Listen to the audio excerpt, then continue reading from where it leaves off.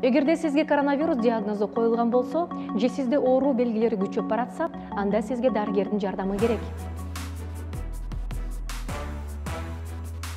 Бирок дарыгердин сунушун так аткарыңыз. Биринчиден, эмне кылуу керек? Дарыгердин кеңешин жана дарылоо ыкмасын алуу зарыл. Ар бир организм ар башка. Андыктан интернеттен же тааныштардан келген билдирүүлөрдөгү рецепттерди колдонбоңуз. Дарыгер менен кеңешпей туруп, антибиотиктерди эч убакта ичпеңиз.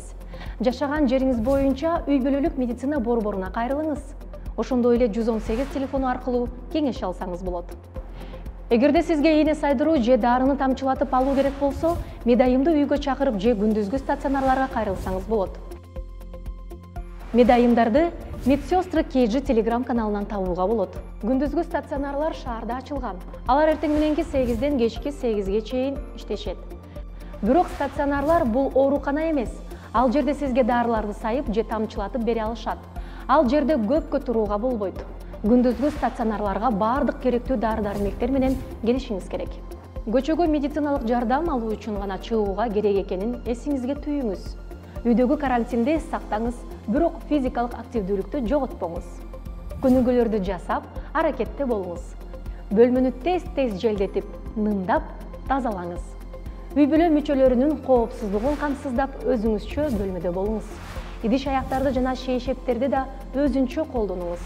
Жалпы колдонуучу жайларды ашкана, жуунуучу жай, даараткана жана эшик туткаларын хлор же дезинфекциялоочу заттар менен тазалаңыз. Эгер өзүңүздү жаман сезип жатсаңыз, тез жардам чакырыңыз.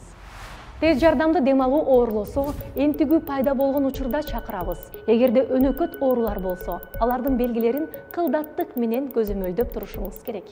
Өнөкөт оорулардын оорлошу да ооруканага жаткырууга себеп болот.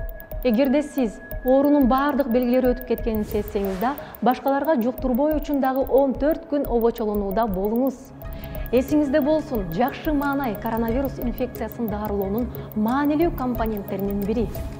Тезинен сакайып кетиңиз.